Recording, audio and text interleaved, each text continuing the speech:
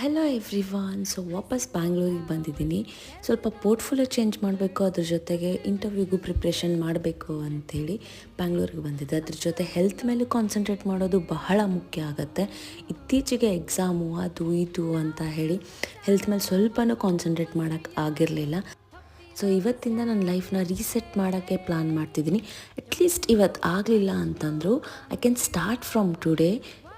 Morning ಜಿಮ್ಮಿಗೆ ಹೋಗಿ ಬಂದು ನಾನು ಮಾರ್ನಿಂಗ್ ಡ್ರಿಂಕ್ನ ಕುಡಿದೆ. ಅದ್ರ ಜೊತೆ ಬ್ರೇಕ್ಫಾಸ್ಟು ಹಾಗೆ ಲಂಚ್ನೂ ಪ್ರಿಪೇರ್ ಮಾಡಿಬಿಟ್ಟೆ. ಬ್ಯಾಂಗ್ಳೂರು ಮಳೆ ಎಷ್ಟಿದೆ ಅಂತಂದರೆ ಒಂದು ಸ್ವಲ್ಪನೂ ಹೊರಗಡೆ ಹೋಗೋಕ್ಕಾಗ್ತಿಲ್ಲ. ಅದರಲ್ಲೂ ಎಲ್ಲ ಮುಗಿಸಿ ನಾನು ಕೂತ್ಕೊಳ್ಳೋ ಅಷ್ಟೊತ್ತಿಗೆ 8-8:30 ಆಗಿತ್ತು.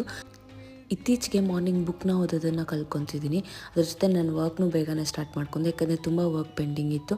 ಅದನ್ನೆಲ್ಲ ಮುಗಿಸಿ ಇವತ್ತಿನ ದಿನ ಫೈನಲ್ ಆಗಿ ನಾನು ಪೋರ್ಟ್ಫೋಲಿಯೋನ ರೆಡಿ ಮಾಡಬೇಕು. ನಾಳೆಗೆ ಇಂಟರ್ವ್ಯೂಗೂ ಬೇರೆ ಹೋಗಬೇಕು. So hope you like this video. Bye.